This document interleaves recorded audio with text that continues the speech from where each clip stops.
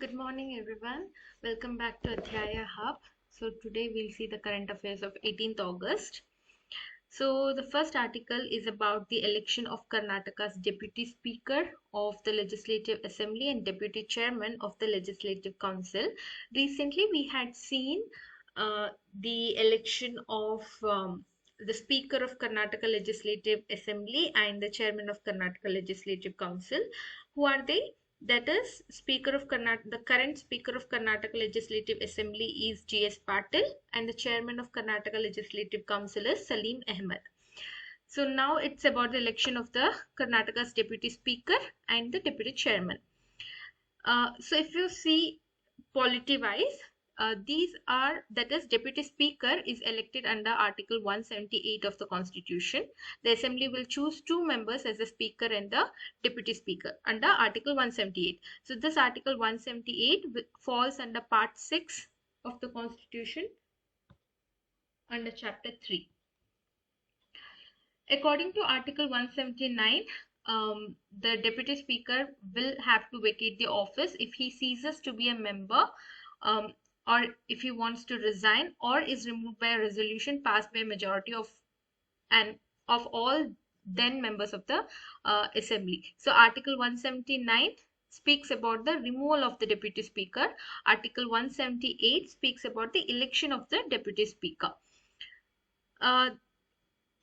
According to Article 180, the Deputy Speaker can perform the Speaker's duties when the office is vacant or the Speaker is absent.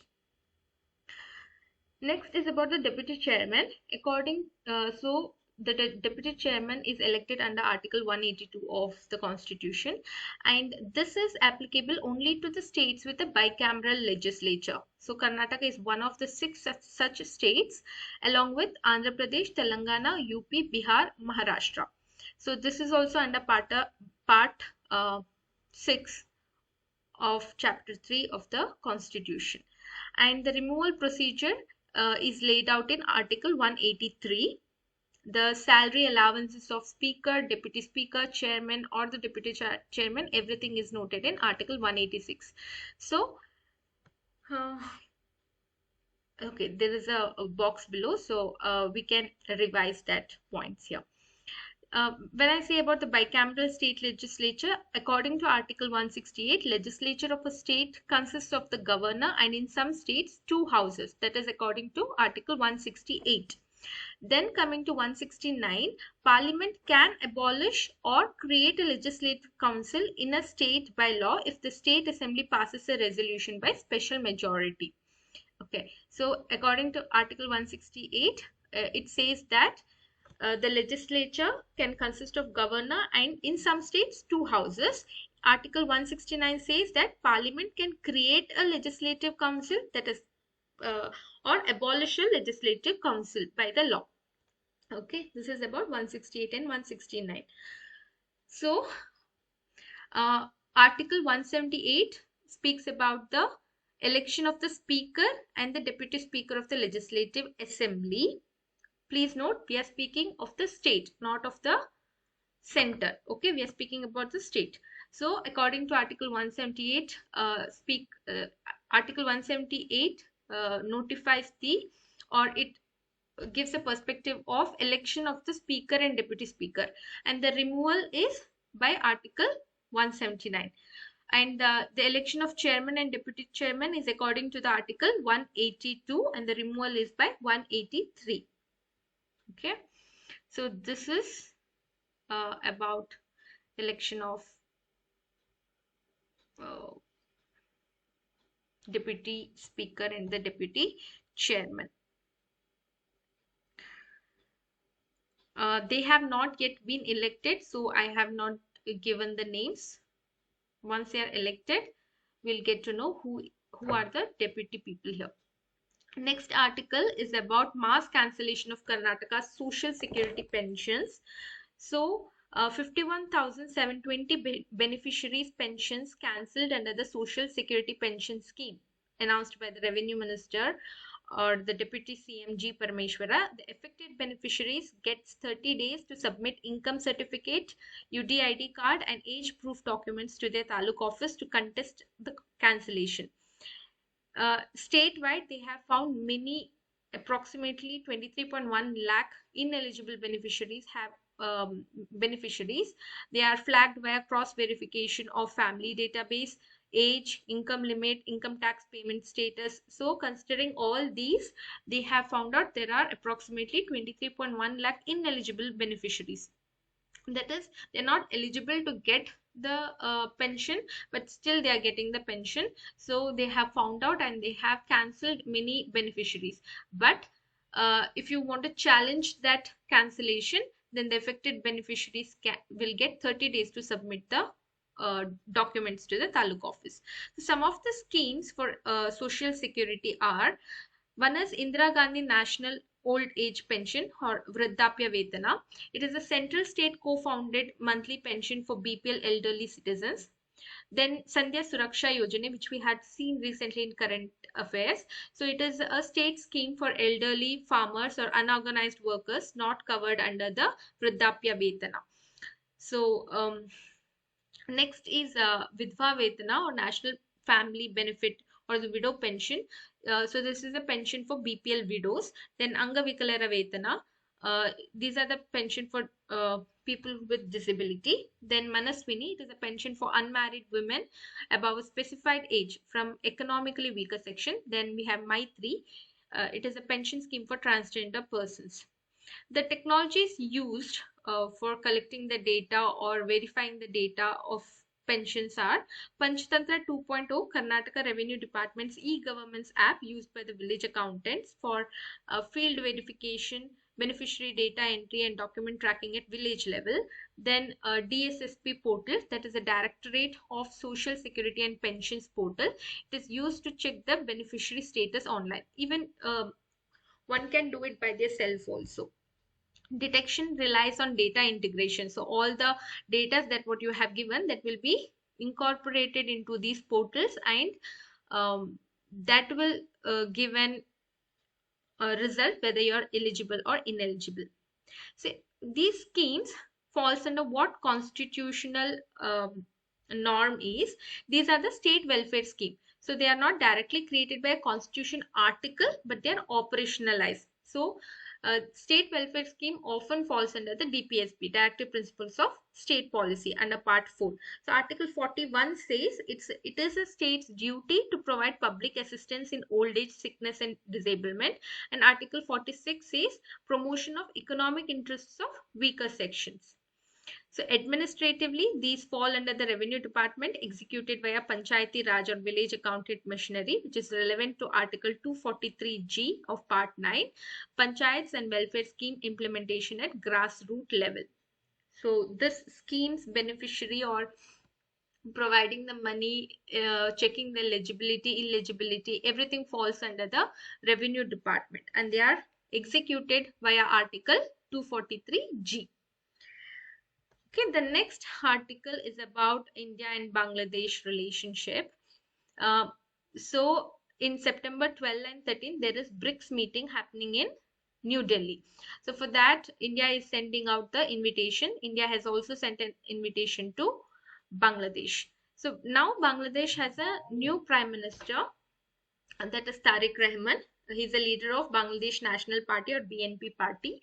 He won the election in February 2026 after the old leader Sheikh Hasina, who was thrown out of power in 2024. Now, India wants Tariq Rahman to visit Delhi soon because of the BRICS meeting. But what Bangladesh is saying now is, we'll only send PM to India if India first sends back Sheikh Hasina to face trial. So Sheikh Hasina fled Bangladesh and she came to India for security. Now Bangladesh is saying we will send our PM to the BRICS meeting only if Hasina is sent back, because they have charged her with trials. So to charge her for trial in person, they are asking her back. But India is neither saying yes or no for their ask very clearly. It is being neutral. So basically, the two countries are stuck in a tug of war. India wants friendly ties and a visit. Bangladesh wants Hasina back before agreeing to that visit. So some of the key people and the issues, if we see here, Tariq Rahman is a new PM of Bangladesh. His mother, Khalida Zia, was also a former PM who passed away recently. Then Sheikh Hasina, she's an old PM who fled to India in 2024 after the students protested against the government. Now, Bangladesh court have sentenced her. Even in her absence, they have sentenced her. Now, they want her back to stand the trial. Now, what is the tricky position for India is if India hands her over, it looks like abandoning someone who trusted India for safety. But if it doesn't hand her over, then Bangladesh keeps getting angry and the ties might stay cold. So India has to balance both. They have to stay friendly with the new government while also protect Hasina. Or I don't know if they want to hand over her or not. They have to take a call. And recently, there was a murder case also. A student activist was killed in Bangladesh in December 2025. So, some suspects were caught hiding in India, in West Bengal. India has agreed to send these suspects back. So, it will be a small goodwill gesture to Bangladesh. That is, they're sending some of their corrupted people back or the murderers back. While inside Bangladesh only, there are some hardline religious or political parties. They don't want their PM to visit India at all until Hasina is sent back. So, if Bangladesh PM comes to India, the possible discussion agenda will be Ganga Water Treaty renewal. The 1996 treaty expires end of this year, so there might be a renewal talks on that. Then border trade expansion, then discussion on easing restrictions on loans, trade and cargo movement to Bangladesh, which is imposed since 2024. And there might be discussion on additional diesel supply to Bangladesh and comprehensive economic partnership agreement discussion, and also about Sheikh Hasina's extradition. If we see the broader strategic context here, recently, the China Bangladesh Defense Corporation has cooperation has grown notably. So during the interim government, when the government was not formed and there was an interim government, that time the chief advisor Yunus, he was often visiting Pakistan. So there was a small friction towards India during his regime, that is during his interim government. So Bangladesh is strengthening its ties with China and Pakistan. So no, to balance that friction, India is now tilting towards Tariq Rahman's government. So to have that friendly correlation. So that is the strategic context. The next last article is about Chief Economic Advisor's remarks on ethanol blended petrol. So the Chief Economic Advisor V. Anantha Nageshwaran said it is necessary to make low ethanol blend petrol. That is, now we have the 20% ethanol blend. No? So he's asking, let there be 20% ethanol blend, but along with that, keep the 10% ethanol blend petrol also. That is for the older vehicles. Okay.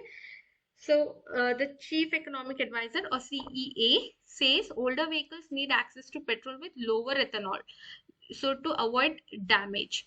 So Nageshwaran argues that brushing aside all ethanol 20 fuel complaints as baseless is a mistake. Genuine problems often exist behind public noise. He's saying his concrete suggestion is continue the ethanol blending push, but also keep the 10% ethanol petrol on sale for compatibility with the old vehicles.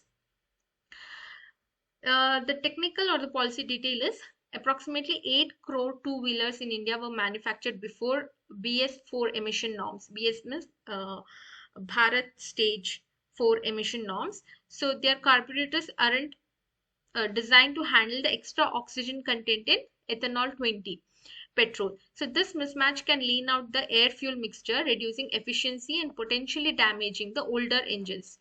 Even some Bharat Stage 6 compliant vehicles have shown efficiency complaints with ethanol 20 in certain segments. So Extra technical issue flagged is the rubber seals or gaskets in older vehicles degrade faster on prolonged contact with ethanol blended fuel, so it loses quality over time. Nageshwar's balanced advice is don't stop the ethanol program but protect the old vehicle owners by keeping a lower blend option available until compatibility upgrades. Some concepts, if you see, ethanol blending program, it is a government initiative to blend ethanol with petrol aimed at cutting oil imports and boosting farmer income because we are extracting ethanol through the sugarcane and other uh, food grains. Then 20% blending target has been achieved already, that which we have seen in recent current affairs. So BS4 and BS6 norms, Bharat stage emission standards. So older vehicles are under BS4 norms, which are less compatible with high ethanol fuel, whereas BS6 vehicles are designed with E20 compatibility in mind, though even they show mixed results per this report. Now, who is a chief economic advisor? He is a statutory cum advisory post under the Department of Economic Affairs, Ministry of Finance. He advises the government on macroeconomic policy currently held by V. Ananta Nageshwaran. So this is all about today's current affairs.